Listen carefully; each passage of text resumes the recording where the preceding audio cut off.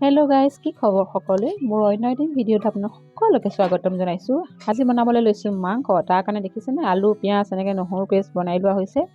জুইত কেৰাহী গৰম হ'বলৈ দি দিয়া হৈছে। তাৰপিছত কেৰাহী গৰম হোৱাৰ পাছত পিঁয়াজ নহৰু এনেকৈ ধুনীয়াকৈ ভাজি দিয়া হৈছে। আৰু সেই পিঁয়াজ নহৰু আমি পিঁয়াজখিনি যেতিয়া নহৰু নহয় একচুৱেলি মোৰ ভুল হৈ গৈছিলে। পিঁয়াজখিনি যেতিয়া আমি তেলত তেনেকৈ ভাজি থাকিম, ভাজি থাকোঁতে মছলা চছলা সকলো মানে দি ল'ব লাগে বুলি মানে বায়ে কৈছে। মই তেনেকৈ দি নলওঁ, মই আচলতে মাংসখিনি বনালে মাংসখিনি তেনেকৈ মছলাখিনি মানে মই মেৰিনেট কৰি থৈ দিওঁ। কিন্তু বায়ে অকণমান এক্সট্ৰাকৈ বনাইছে। যেতিয়া পিঁয়াজখিনি দিছে তেতিয়াহে মছলাখিনি দিছে। মছলাখিনি তেলতে এনেকৈ ধুনীয়াকৈ ভাজি আছে, ভাজি হৈ যায় তাতে মাংস দিছে।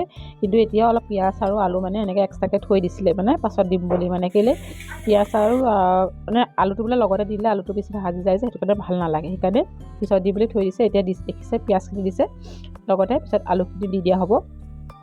এনেকৈ ধেমেলা কৰি জুইচ সকলো বহি পেলাই মাংস ভাজি আছিলোঁ। এয়া আমাৰ ৰান্ধনি।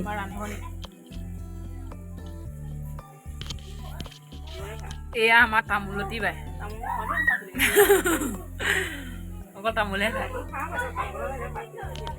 সেই মাৰ ঘৰত কটোৱা এটা দিনেই সঁচা কথা ক'বলৈ গ'লে বহুত বেছি ভাল লাগে। কাৰণ কেলৈ বাই ভনী নবৌ সকলোৱে গোট খাই পেলাই এনেকৈ ধেমেলা কৰি যে কিবা এটা বনোৱা হয়, ভাল লাগে কিবা এটা।